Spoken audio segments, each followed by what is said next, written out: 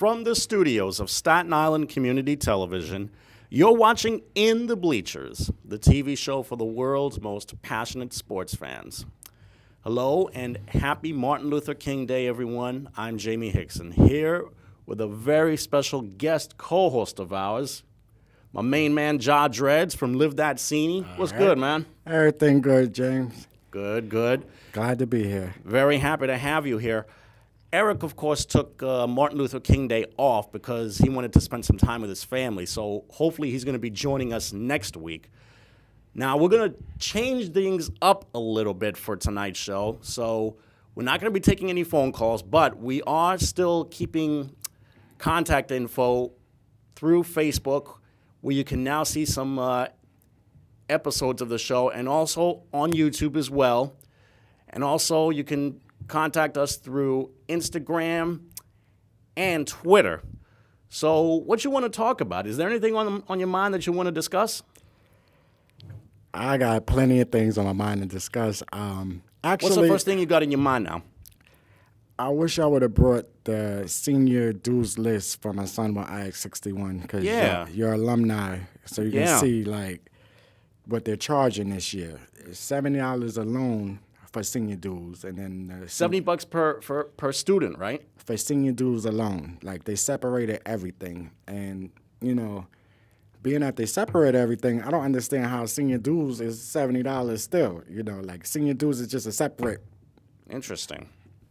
I kind of expected for it to be a little bit more expensive, but when you think about it, seems like 70 isn't totally terrible. I mean, it could be worse. It could be like high school where they're charging maybe a couple of $100. Right, but when you're paying a separate price for the senior ring, a separate price for the senior trip, a separate price for the pictures, a separate price for something else, you come out paying like $500-$600. That's just too much. I mean, isn't there a way that they can maybe combine everything and turn it into one reasonable price? Because there are certain families out there that really can't afford to pay for a ring or photos because they're struggling so mightily. And then a lot of families have more than one child that's graduating that year. And, it's unfair that all of them can't participate or be in everything, they have going on. I think they should have some of that funding set aside so, when it comes to all the kids, you don't want to make nobody feel, like they needy or they need something. Give it to all of them, even if they need it or not. It should be something set in place so they don't have to focus on that, and the parents don't have to focus on that because it puts pressure on the parents and the child because now the parent has to come up with that money, and the child is looking at everybody else getting their stuff paid for, and then they're wondering if theirs going to get paid or not. Are they going to get their cap and gown? Are they going to be able to go to the seniors trip? So, So much for a free education in the public school sector, huh? Especially with 61. It's not like I'm singling the school out, but it's just everything is a cost there. I feel like 61 should be in Beverly Hills right now. We spoke before about the zone kids being just zone kids and not being able to participate in, the performing arts program. And that's unfair because most of the zone kids are minority kids. So and there's a lot of minority kids that are really interested in doing the performing arts because there's just something that they are just looking for to try and participate in and try and make new friends and forge relationships and do something to make their parents proud of them. Right, and then you never notice what type of talents that they have inside of them to be released and unleashed, Like, you never know what they're good at if they're denied these things, And they watch their peers on TV, and then they go to school and it's like a separation when that's a psychological thing that should never be. Aside from what's going on with senior dues at 61, is there anything that's going on there that's a little problematic that you want to discuss? It's a lot of bullying going on there, but the bullying is happening because there's no supervision over the kids. So they have access to do a lot of these things, and these kids get vicious. I mean, heads on the sidewalk and on the bus, and And as a parent, you wonder, like, why are they paying these people, if nobody's supervising? You're calling me to tell me that my child did this and my child did that or my child is hurt. But how did they have access to do all of these things? And nobody wants to be held accountable. So usually the victim and whoever did whatever becomes the victim in that situation.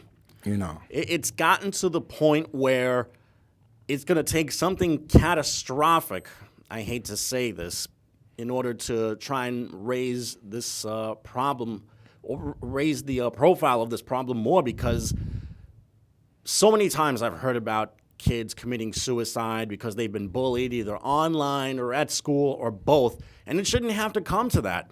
Oh, no, it escalated now. In October, my son had a bad day in school, and the alternative they found to that was to send him to Staten Island Mental Hospital, okay?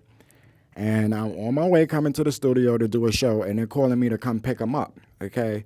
When I never even vouched for him to go over there or gave them permission. In addition, it led to them calling ACS for abandonment because I told them I couldn't leave the studio, the same way they have a job, I have a job to do also, Wow. And from there, they still try to put the blame on my son. Oh, well, we had to call an ambulance, and I feel when it comes to the teachers, they have a rubber room or whatever kind of room for them. There should be no way that my son should have been exposed to Staten Island Mental Hospital. He's not on any medication. I already had him evaluated myself. Nothing's wrong with him, so they shouldn't have made that judgment call. On top of that, there was no incident report for that, and now I'm receiving a $900 bill about an ambulance, okay? Oh, brother. And not once did you ever give permission for him to be sent to that hospital? No, I didn't. Now, when you say the Staten Island Mental Hospital, are you talking about Bailey Seton? I'm from Brooklyn, so I'm not really too familiar, but I know when it comes to Staten Island mental health, they're all fall under the same umbrella. I'm not even familiar where the hospital was at because these is not places that you want to go as a parent with your child. Just the same way at 350 St. Mark's, where the ACS is on the 5th building. If a parent needs a pen petition, they're trying to force you to go to ACS and accept services from them. Who wants to deal with ACS? Who wants that headache of ACS? I can tell you firsthand what ACS is like. They are con artists, okay? Yeah. Con artists. All up in everybody's grill. I should know because a certain someone who's very close to me has had more than their share of trouble with ACS. And it's gotten to the point where they just cannot be left alone anymore. But I am curious about this situation with the hospital. Do you remember the name of the street or exactly what neighborhood this hospital is in? Was it close to, let's say, for example, Staten Island Rapid Transit? Was it close to Forest Avenue? Or was it at Staten Island University Hospital, which is all the way in New York? No, it wasn't at Staten Island University Hospital, but I have a few stories about them also. It's a lot of racial unjust going on the island. This hospital, I believe it was in West Brighton. It wasn't really too far from here. It's just that I had to have my guest that I was interviewing on my show ASAP get me over there. So, I didn't really pay attention to things. All the neighborhoods look the same in Staten Island. I just go by landmarks, and that hospital is the landmark. So I can give you a direct location of it, but it's the Staten Island, it was an emergency room. So it's the next big hospital out here. Probably Richmond University Medical Center. I believe so. Yeah. I believe so. Yeah, there's been horror stories, countless horror stories about that place.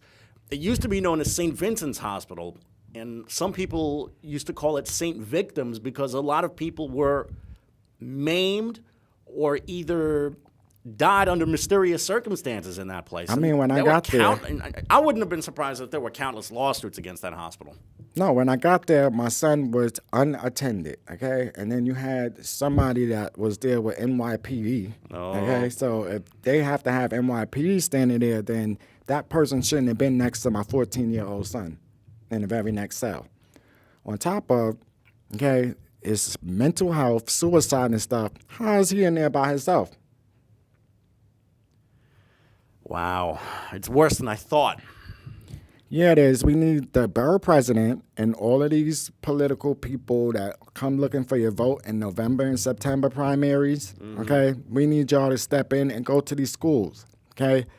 We need y'all to step in and protect these kids and make sure that they're getting the same education as everybody else and make sure they're getting the same protection as everybody else and let their voice be heard. You know, I stated before, like, the educational system has to evolve, okay?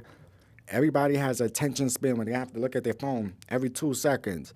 Put the stuff on the tablet. Put their lessons on the tablet, okay? Even if they don't make it to school, their lesson will be sitting there waiting for them. They can complete it. You don't have to worry about paperwork. You can submit it.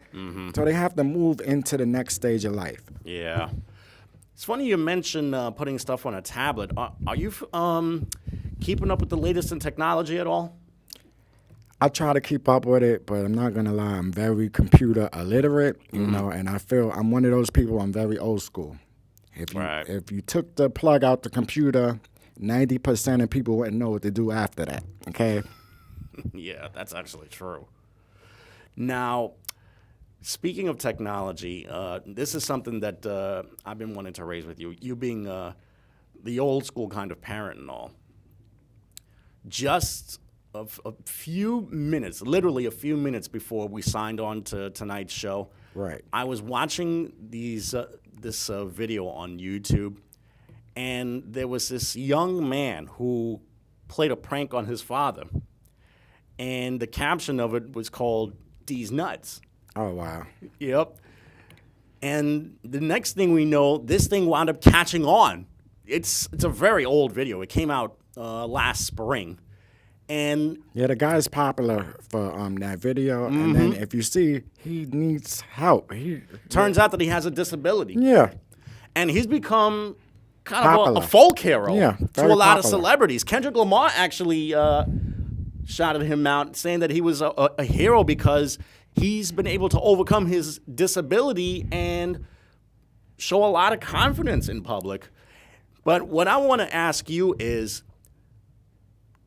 stuff like this that's presented online, do you think that stuff like this is going a little bit too far? Yeah, it's going a lot of bit too far. You And know? do you just think to make up it's- my own word, it's going a lot of bit too far, y'all. Not only that, but do you also think that stuff like this should be maybe taken away or not susceptible to kids at all? Because there are some kids that are really rolling with this stuff. We need censorship like the Earth needs the ozone layer, okay? They need to censor a lot more of these stuff. He could have said these buckets, anything, okay? You know what I'm saying? Like, Yeah.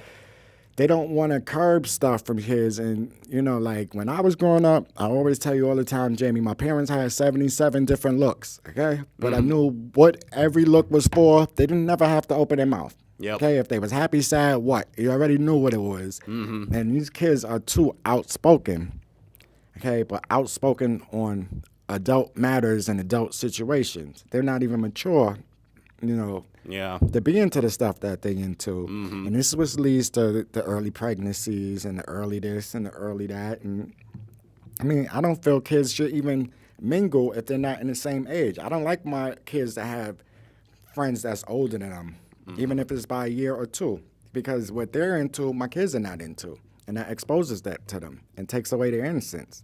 There are some kids that have become really, really smart and cognizant about what's going on in their surroundings, to the point where they become a little bit more politically conscious and more socially conscious. Are we being a little overreactive about what's going on? Because some of the stuff that they're looking at is not necessarily hurtful to them.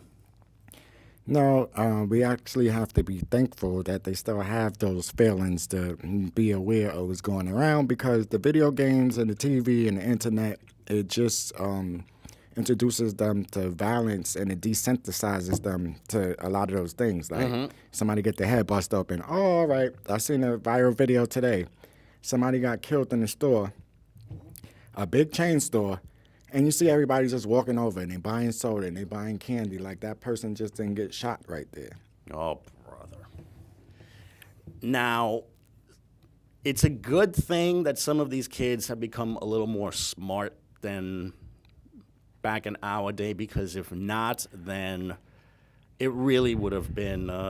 No, I feel that it would have gotten to the point where we really did have to raise a red flag. But I think we were more smarter and more responsible. I started school at 9 months. You can't send a baby to school at 9 months now. They'll send you to jail. Okay, but my parents had to work, and it was a good school. It was a good experience. By the time I got to the 5th grade, my reading level and my math level was both on the 12th grade level. So, I was a latchkey kid. So I feel like we were more responsible. We could curb ourselves. There wasn't no cursing and, "Oop, my mistake, my bad," and then slip, okay? Mm-hmm. We went to school. There wasn't no, "I'm not going to school today." You just knew that was what you had to do, and that's what you did. And you bust those grades out and graduated to the next year and got promoted, okay? Mm-hmm. They don't have that initiative or that drive right now, and it's so easy for them to give up because everybody makes an excuse for them. You mentioned how the political powers that be should be more involved in what's going on in the schools. We just started off a new year, which means 3 things. 1, it's a leap year. 2, it's an Olympics year. And 3, this is a presidential election year. Have you been keeping up with what's going on with the political races? And if so, what's your state of mind about everything that's going on right now? Well, my state of mind is Trump, sit down, okay? STFU, if you know what that means. Yeah, okay? we know definitely what that means. I know where you're coming from, and I feel the same way. Right, hashtag that. You're talking too much, and, this is what happens in this country a lot. People get money, and they feel they're worth more than the president, and they're worth more than this person because they probably got a little bit of extra coins more than them, okay? When it comes to President Obama, I heard a lot of people, "Oh, he fake cried," which they can never, ever walk a day in his shoe, because I couldn't, me personally, sit in front of nobody who just lost their child to some kind of violence or anything where, it shouldn't have went down, and have to sit there with a serious face and listen to their story and tell them everything gonna be okay. When I have my kids here safe and I know how my Secret Service is protecting my children from anything happening. Yep. So those tears was real tears. Also, he cleaned up a lot of stuff that the Bush did, that the Bush father did in the 80s. Yeah. Okay? I never seen anybody leave trillions of dollars for the next president to come in. You know what I'm saying? So he set up the president. And I'm very happy that he's still doing these State of the Union addresses and coming out there and he's speaking these issues, Right. Hillary Clinton, I guess it's the beginning of the year. She's going to start, making herself more available and out there. But right now, it's just all Trump with his negativity. Yeah. Nobody needs that right now. We need to be united and trying to get together. There's too much stuff going on around the world. All other countries are united. Everybody else is united. But when it comes to us, it's like so separate. So much. It's funny you mention being separate and united, because is it me, or have we become a little bit more segregated, not just racially, but socially and economically? All of the above, true. Okay, segregation was a needed period. Before segregation, we had our own businesses, our own hospitals, funeral homes, restaurants, anything you can name. And it's so hard. I couldn't get a store. I couldn't get a cab stand. I couldn't get a hoverboard if I want it right now. And it's very hard, Politically, it just comes in where this person thinks they're better than you, okay? And it just overlaps into education. It overlaps into just peer, having a fun. Everybody compares yourself. I said a long time ago, the kids should be wearing the same clothes to school. You wouldn't be worried about who got the $200 jeans on and the $400 sneakers if everybody got the same clothes on. So it does have an effect, and the effect is negative. But what we have to learn as people is to take the positive out of every bad situation Yeah. and make something of it and be thankful that at least you had something good come out of it. It's funny you mentioned positivity because, at least in a way, there has been a little bit of a coming together of the races because we have interracial dating. The workplace has become a little bit more integrated than in years past. The schools have become integrated. But I still feel like there needs to be a lot more room for improvement in this country. Yeah, it does. Even Sandy time, what that was, 2012. Yeah. Okay. Did you hear about the African American woman? Her car started flooding, and she had parked kids on top of the car, and the water started coming up. So she went to the nearest house, okay, and knocked on the door and asked them, "Me and my kids, please come in there." They slammed the door in her face and said no, and she was the woman. The kids got swept away off the car. Okay? Yeah. And these was Caucasian people, and come to find out, this woman's husband was Caucasian. So the children will have Caucasian, but it should never been looked at any type of racial. We have a human being. Her babies was out there and needed help. It should Yeah. have just been an automatic as another parent or another human being. Mm-hmm. So we have to, just learn to see through it. Okay. Get you some 3D visual contacts or something and learn how to just blend all the colors together and see past that. Okay, we all here together. Nobody's better than the next person. But I do feel everybody don't have the opportunities as the others. Yeah. Let's talk about music for a little bit. I've been spending a lot of my time watching some music videos of yesteryear and also music videos of some of the artists of today. It amazes me how many teenagers nowadays are actually appreciating more of the music that we grew up with than today's music. And this really shows you the state of music today. If today's kids are listening to more of what's going on or what happened yesteryear than what's going on today. What does that tell you, number one, about teenagers and the musical tastes and the state of music today? I just think when it comes to learning, I'm an educational person, so any way you can learn and get any education from, I'm for it. I push for it. Mm-hmm. But it's more like when we was growing up, Jamie. Remember when we discovered the Bob Marleys and the Bob Dylans and this and the Marvin Gaye's and you know what I'm saying? Yep. So it's all in the same vanity. I'm just happy that they still have exposure, to that at this present day and time. And this is where the internet comes in. They find out a lot of the stuff on the internet, and they start listening to the music and watching a couple of videos here and there, and they become a little bit more respectful of the music of yesteryear.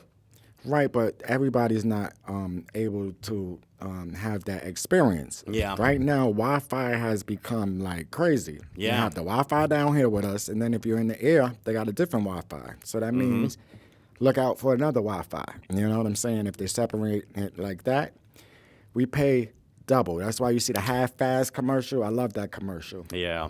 Because you pay for your phone company, you pay for Wi-Fi. You pay for your cable company, you pay for Wi-Fi.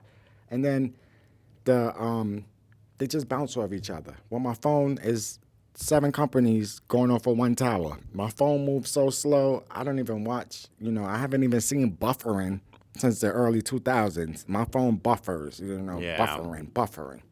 Yeah, I get that a lot on my iMac at the office, and it's gotten to be really, really annoying. Sometimes I wonder if it's just the computer itself, or maybe there's just too much data on the computer.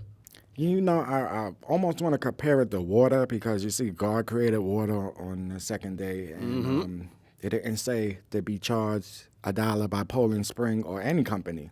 Okay. Yeah. And we're paying for water, and it's just like natural, like, oh, yeah. Well, we shouldn't be paying for that.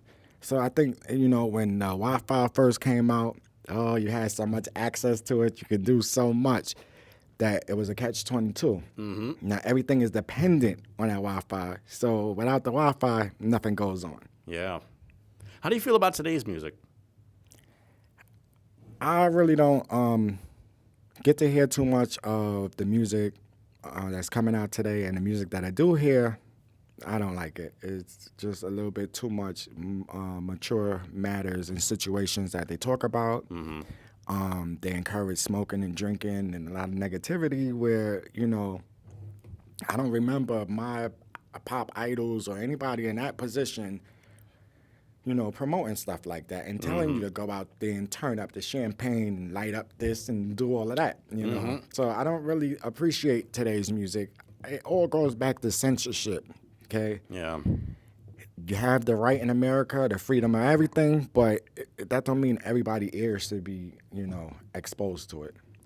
There are some artists that are really good, and even though some of them discuss the stuff that you mentioned in their music, they are able to tone it down to a point. For example, earlier today, I was listening to the music of this artist from Canada called The Weeknd. Have you ever heard of him? Yeah, I've heard of him briefly, but he's another one, like, they all come with the same style and the same look, like no originality to him. So to me... Think so? Yeah, to me, he reminds me of The Question or The Game. I can't even think, because they all come with these stupid names, too. Like, no originality to it, no nothing. A lot of people compare him to Michael Jackson, though, vocally-wise. Oh, I wouldn't at all, because Michael Jackson was the total package, okay? Dancing, vocal, okay, everything. Lyrics, message, okay, visions, okay? So I don't compare him. That's the problem, they too quick to compare them to people that, been here for decades and decades and decades, okay, and set a standard here. Yeah. How can you compare somebody that's just been here for 3 years? Are you serious? Will they be here 3 years from now? Who knows? You know what I'm saying? Mm-hmm. The weekend is only 2 days at the end of the week, so you know what I'm saying? Yeah, but it's funny how he got his nickname. He's actually born to, I think it's Ethiopian parents up in the Toronto suburbs. And he got his name because he decided one weekend, he was just going to pack his bags, leave home, and he never came back. And the nickname stuck. And if you hear some of his music, it's really, really good. I mean, some of it is mature, like you mentioned. I mean, he talks a lot about relationships, a lot about drugs. The song that he did, I Can't Feel My Face, is basically where he talks about being on a cocaine binge. Oh, wow. See, this is the stuff that I talk about. It takes the innocent from the children. I've really heard a lot about him because he's winning a lot of awards, and his music basically ran through the internet. He didn't really have no big promotion or no big promotion companies. So. Yeah, he started out doing a bunch of mixtapes. That's how a lot of these artists make their marks now. They make their marks with mixtapes, and then once their mixtape gets discovered, that's when they get really, really, really big. You just have to be able to put the footwork in. If you don't put the footwork in, you can't expect just a great big windfall. People don't understand. Some of those stories is just like, not if they're a one-hit wonder, it's just like they got lucky. Yeah. And it don't last long because the stuff that you work hard for, nobody can never take it away from you, okay? They get it so easy, it's like easy come, easy go, and then you watch somebody like Justin Bieber. One minute he want to be good, 1 minute he back bad. He's doing this. He's naked on TV. He's doing that. You know what I'm saying? I don't appreciate that stuff because I grew up in a time where the president, they almost tried to assassinate him on live TV, but you didn't see none of that, okay? I grew up in a time where, we had Three's Company. We had shows that had these little innuendos in them, but it was for the parent, to understand what was going on, not for the kids to put two and two together, because a lot of these kids are too young to get into the stuff that they get into, but if they was never exposed to it or never seen it on TV or heard on the radio or seen it on the video or Facebook or whatever, they would never want to even get into any of that. Yep. Who was your favorite artist when you were younger? Bob Marley. Loved Bob Marley? Yes, Yeah. Bob Marley, and I like a lot of Stevie Wonder. Oh, see, you and I have a couple of things in common because I love Stevie myself. I especially love some of the recordings that he did back in the 70s. Yeah, that's what I'm talking about. His main recordings back in the 70s is, like Living for the City. It's just certain songs, like I think he's visually impaired, okay? Mm-hmm. And he put so much vision into these things that you would think he could see, better than me and you, and he can't, okay?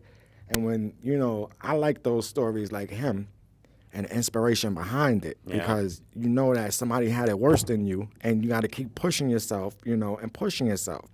That's what these kids don't understand. They ready to give up. Their phone is off. They ready to give up. Oh, my phone got cut off. Oh, I'm gonna die. Yeah. Okay. I mean, some of the stuff I just laugh. I tell my kids when they come to me, just stop right there. I don't even want to hear it because it's not really a situation that you should be taking that serious. Mm-hmm. I see you wearing a Brooklyn Nets T-shirt on there. I know you grew up in Brooklyn. Do you watch a couple of Nets games at all? My sister works there, so my family is a Nets family. I get everything from the schedules to the posters to the comic books to the books. I left every bag that comes out. The Jordan Classics, the WWE that goes on over there. But I really have this shirt on because if you noticed last night, it was the Knicks and the Nets that played. Yeah, and the Nets wound up playing, and the Nets wound up coming away with a victory in that game. Okay, and that was a big victory at home. So, I want to represent Brooklyn. You know what I'm saying? I love the Knicks, too, but I'm from Brooklyn, born in Brooklyn, Brooklyn Hospital, so I got to represent when we're doing something.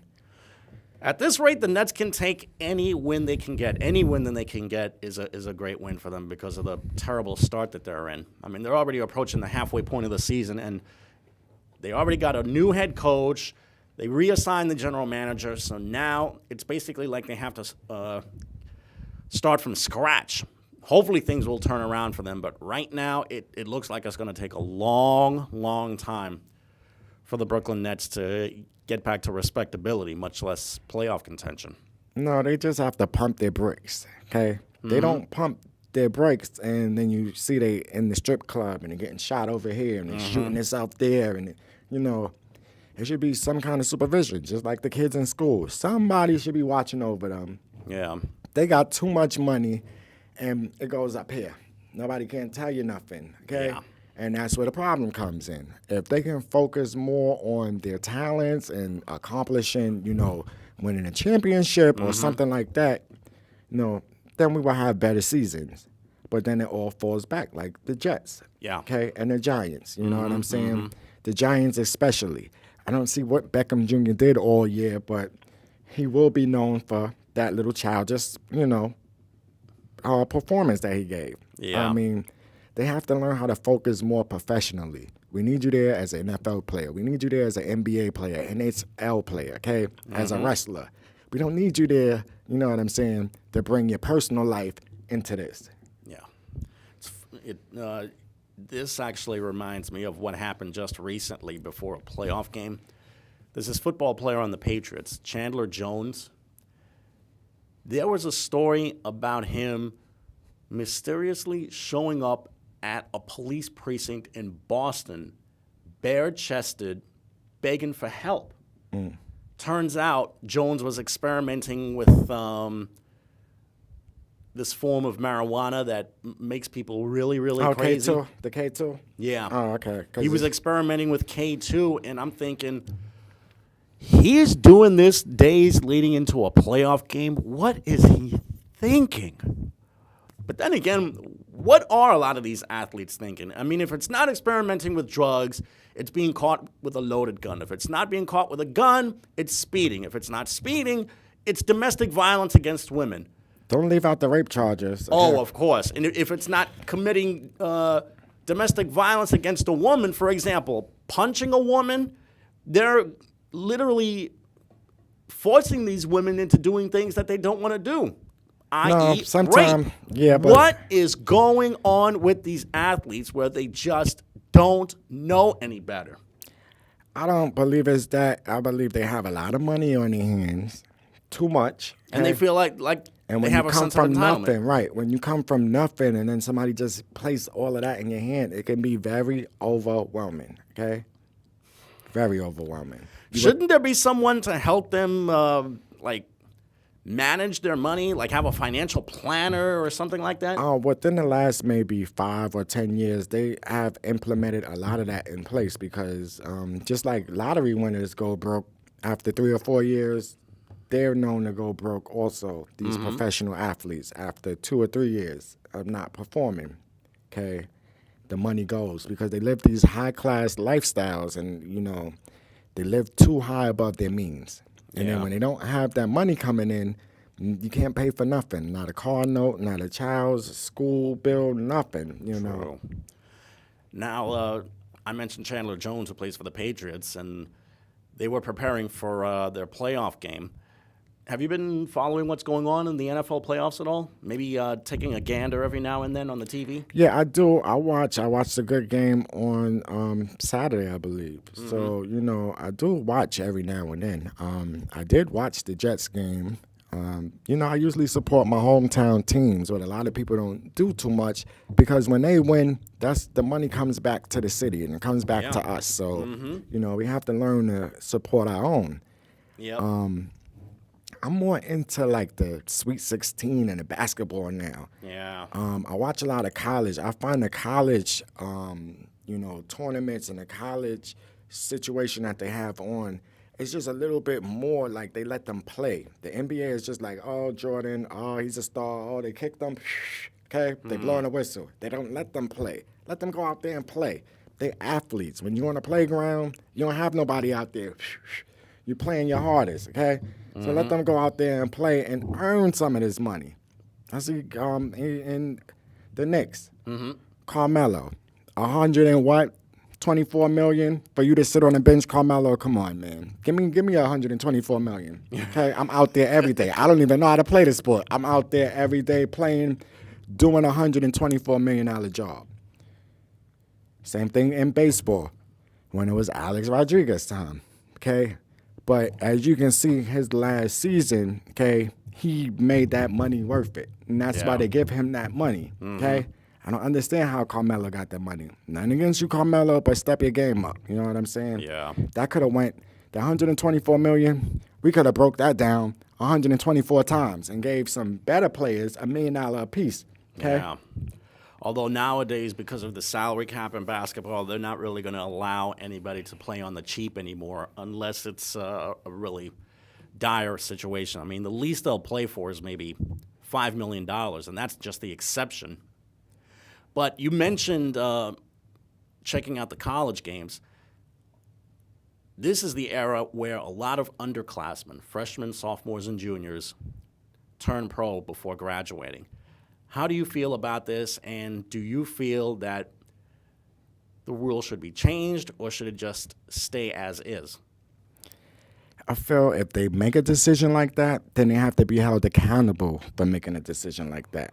That's how I feel. Like, if you feel you're ready, then you have to be ready when you get there. You can't come there and still play like you in high school, junior varsity or something, okay? You at that top of the pinnacle, then you got to play at the top of the pinnacle. I've had family members that's played in there, and I don't know if I even want my kids to play there. Yeah, the money is good, but psychologically it messes them up because when they can't perform or they can't make the team win, guess who gets kicked to the curb and treated like trash, you know?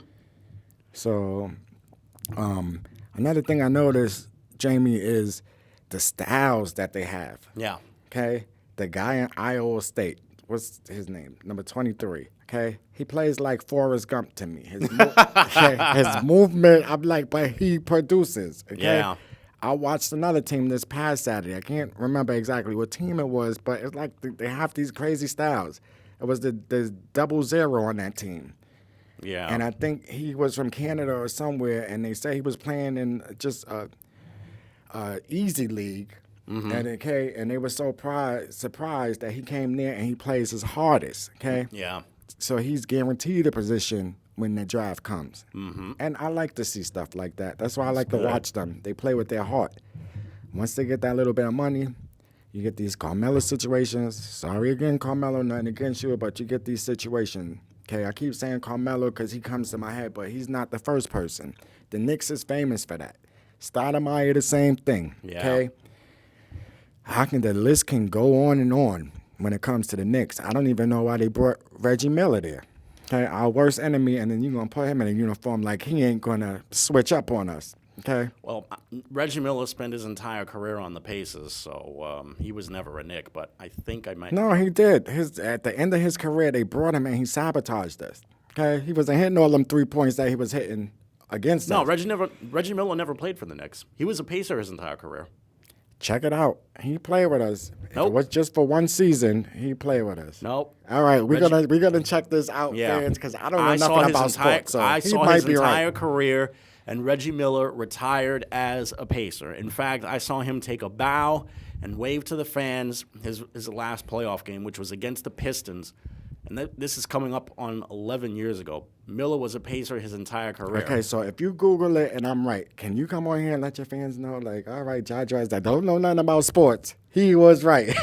I could probably show you on my phone as soon as the show is over, but Yeah. I know for a fact Reggie Miller was a Pacer his entire career.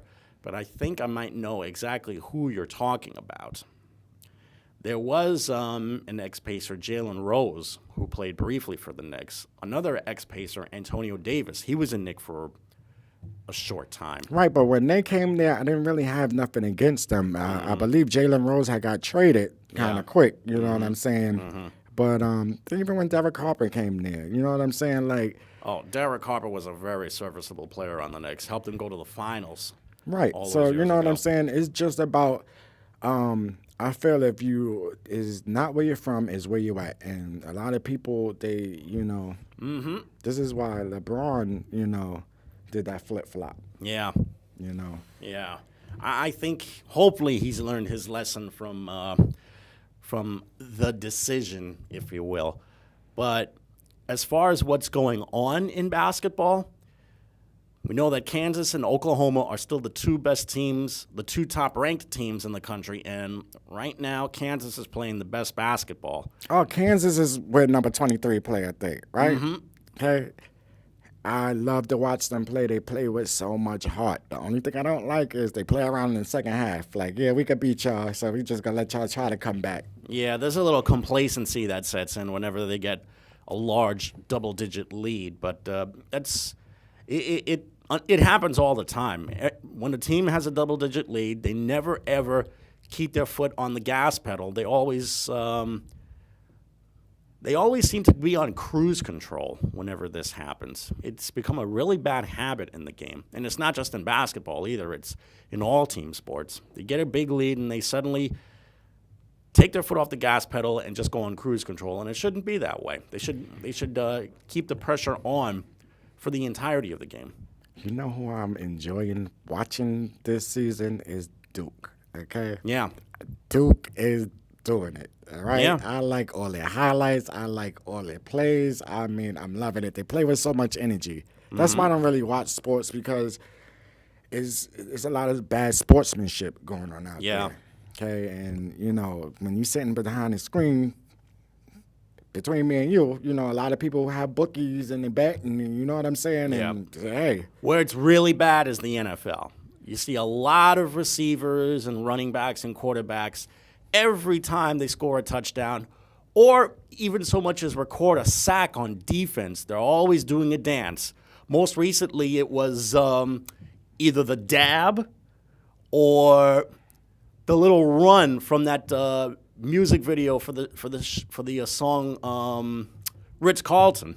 I'm not sure if you're familiar with Ritz Carlton, but there's a scene in the music video where the guy is basically running in place, and that's the latest dance craze that all of the players are adapting. My thing with that is, okay, remember when Dion used to do this in '94 and the '90s? Okay, he had originality to it. Yeah. It wasn't somebody else dancing song he was doing. He was making his own stuff up. Okay, Yep. They was calling him a showboater.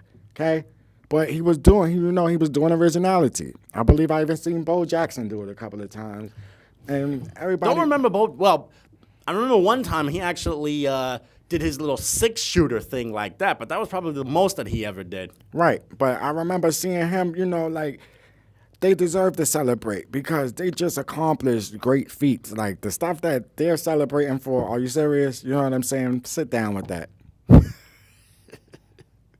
It's gotten to the point where it's happening so much in the game that you see a lot of these young football players doing the same thing. Did you see the famous YouTube video of the little Pee Wee football team doing a scrimmage, and everybody was making them watch and whip and nay-nay? No.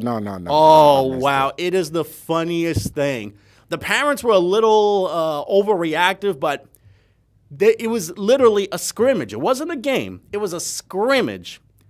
And they were all lining up in formation, and and they were playing Silento's Watch Me Whip and Nay-Nay all throughout.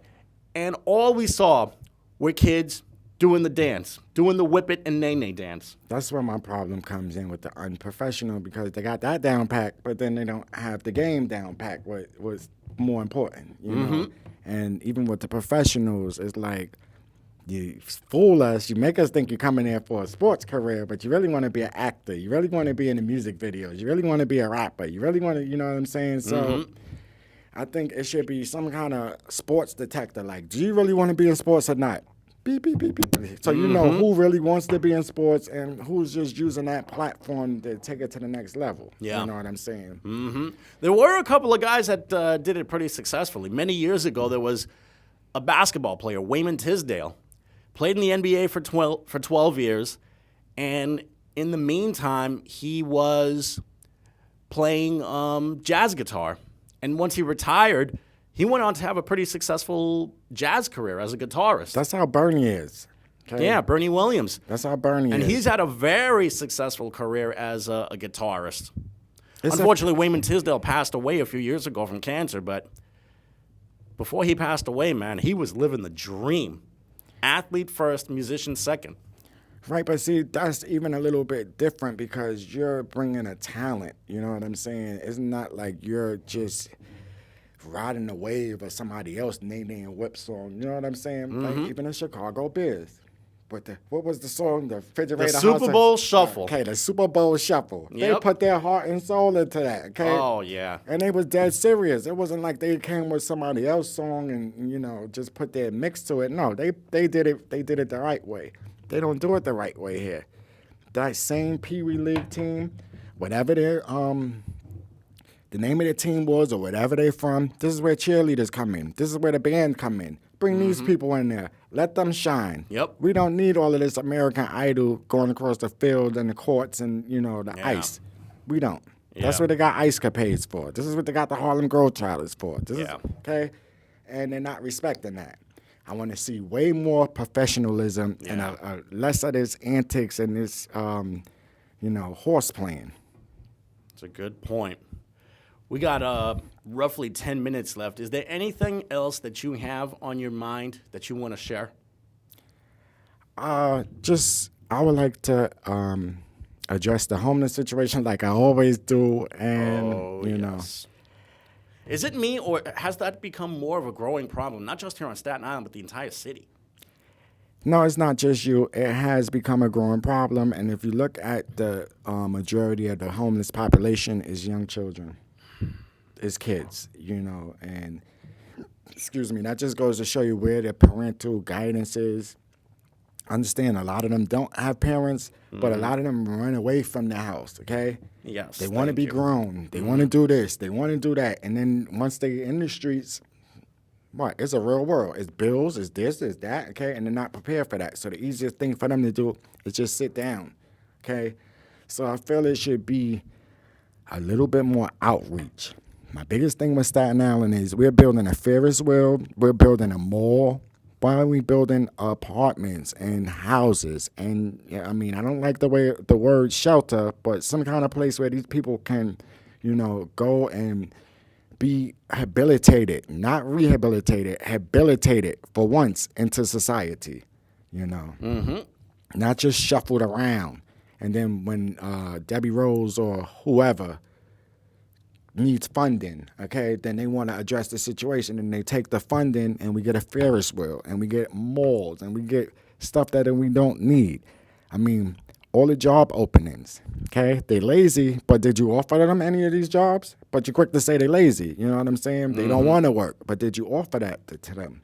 Okay, they can take some of that money and maybe go rent a room, go to an outhouse, go somewhere where they can feel like they're part of society.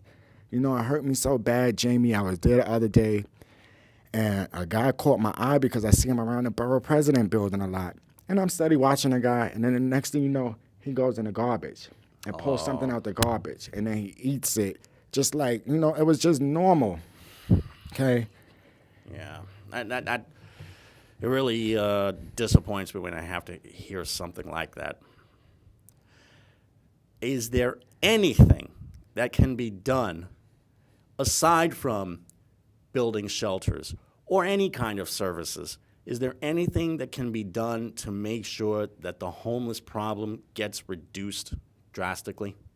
Let's get some, same way they come out for the census, let's have a census every year with these homeless people, okay? And make sure that their progress made to get them off the streets into a place, not into a shelter. Do you know they charge rent in the shelter? Who wants to stay in the shelter when you're paying rent to the shelter? I thought the idea of shelters was to make sure that these guys were living off scot-free as opposed to treating the place as if it were an apartment or a condo. No, that was before we had a billionaire named Bloomberg in office for 12 years, okay? That was before then. I mean, and I feel if Trump was to get into office, we'll have the same problem. Homelessness, please. We'll be deporting just about everybody. People that was born here would get deported if it was up to Trump. Oh, God forbid. It's gotten to the point where nothing is safe around here anymore. We have to learn to treasure one another, okay? Yeah. When I grew up in Brooklyn, but it was so much multicultural things going on. All of my neighbors was from different places: Dominican, Puerto Rico, down south, Africa, Jamaica, you name it, the Caribbean, okay? And when one had a party, the door was open for everybody. So you had a taste of this. We didn't lock our doors, okay? It wasn't you asked about the awareness earlier. People are aware their neighbors is starving, okay? And instead of, trying to offer help, they feel better to go on the internet and talk about them, or to stand in the hallway and talk about them, or to talk about them in the neighborhood. That knocks them down. That's very, depressing for people when you're already facing this situation and you don't have no support behind you, okay? This is why they're giving up so easy. This is why they're quitting so easy. Yeah. What part of Brooklyn did you grow up in? I grew up in Waynesburg, Brooklyn. I grew up in Flatbush. I grew up in Canarsie. So I'm just a Brooklynite. I was born in Brooklyn Hospital, downtown Brooklyn. Public school, junior high school, I attended in Brooklyn. And which high school did you go to? I went to Eastern District on Grand Street, across the street from Waynesburg Projects, which, they initialed us educated dummies there. And yeah, so it doesn't. Educated dummies? Yes, ED. Stood for educational dummies, educated dummies, excuse me. But that's just the stigma that we went to. I went to a school where I looked at a football field for 4 years, but they only had insurance for one player. So we never had the opportunity to play certain things, Amazing. And it was just like that all around the board. I got cheated out of a lot of stuff that, these kids, they have too many opportunities and then they just don't care. They don't get involved. They don't participate. And I'm looking at them like, I wish I had some of these things growing up, A computer was like an enemy growing up, you got a computer in school? Oh, man, you're doing something. Wow. Do you still pay visits across the bridge at all? And if so, what's been going on over there what's going on there now as opposed to, say, maybe 5 years ago? To me, I think it's overcrowded over there now because a lot of people from Manhattan found out, Brooklyn is a little bit cheaper. So it's just a lot of zoning going on, a lot of schools and stuff being added to neighborhoods that already had schools. So, I find it to be overwhelming when I go out there. the transportation system, it can't keep up with it. You know, when you have a high increase in population, that makes a problem for the other things that has already been in place for years and years. And that's what happened. It's a delay at Broadway Junction. It's a delay here. It's a delay there. And that's uncalled for, you know, or they always fixing something. Or you always got to get on the shuttle bus. So I don't really like to travel too much because it's 20 minutes across the Verrazano Bridge to the Belt Parkway. Yeah. But we should not have to pay to leave from here, there, to go anywhere from here. You know, I feel like that should have been dropped. Like, how did more people would come to Staten Island and more people would go out of Staten Island, okay? If they just removed that money. This is the only place, the only borough that you have to pay to come in. And I don't understand why, because it's not no better than no other borough out here, you know. It's all the same. So if you don't have to pay to go in Brooklyn, Brooklyn Bridge is free. Why is the Verrazano charging you, and they charging you $20, okay? Yeah, and that's without the Easy Pass. With the Easy Pass, it's a little bit more tolerable. Yeah, it is, but then the price of gas, or the price of this, or the price of that, the food is up. You know what I'm saying? Like, that's the money that you can take somewhere else. Why would you force people to get an Easy Pass? Just living on Staten Island should be a privilege. This is an island. I don't even think we should use Metro cards here. They should have the ID with the strip of the Metro card. Everybody that lives in Staten Island, okay, you shouldn't have to pay to get on this bus, to get on that bus. You know, it's very hard. When I leave here, I take the bus to the boat, to the train, okay? Now, when I get to Brooklyn, if I got to go anywhere else from there, then that's a whole nother fare, okay? And I'm pretty sure I'm not the only Staten Island person that experiences this, so I feel we should get back more. Even with the MTA, 2 hours for a transfer. Oh, wow. I would like to see them accomplish anything in 2 hours in New York City where nobody likes to work, okay? Everybody's on vacation here, so. Wow. About 3 minutes left. Do you have any last words that you want to give to the Staten Island viewing audience? Well, I would like them to check out my new music video that's been in heavy rotation on the channel. Life Goes On, I presume? Yes. Yeah. Check it out. You have to show that to me because I've heard the song, but I haven't been able to see the video yet. Oh, I have a copy with me. Don't worry. Okay. So. But I would really like them to check that out because I'm going to do some upcoming shows on Live That Scene about that. But also, you know, each person in the video, the rapper, the singer, and the DJ, each one of their parts represent a different message, you know. So I try to keep it positive. So if you watch the video, you'll see like the rapper, his thing was redemption. He came from selling drugs and being in the trap house to being in the store and owning the store. The singer, his thing was suicide prevention. His first lyrics is his best friend got killed, okay, and he was ready to kill himself. So, you know, if you look at it, I have him posted near stop signs in the end. And then there's a part, he comes around a pole where he didn't have to come around that pole because right behind him is a car. He couldn't just went in the traffic. Right. And then you see the rapper across the street, he's watching all of this, okay?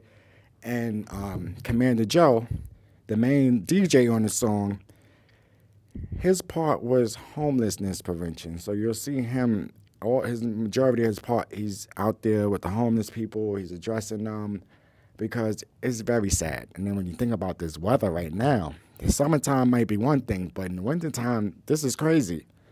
They have to try to survive on the streets. I mean. Yeah. Tell everybody about Live That Scene. What time is it on and what channel?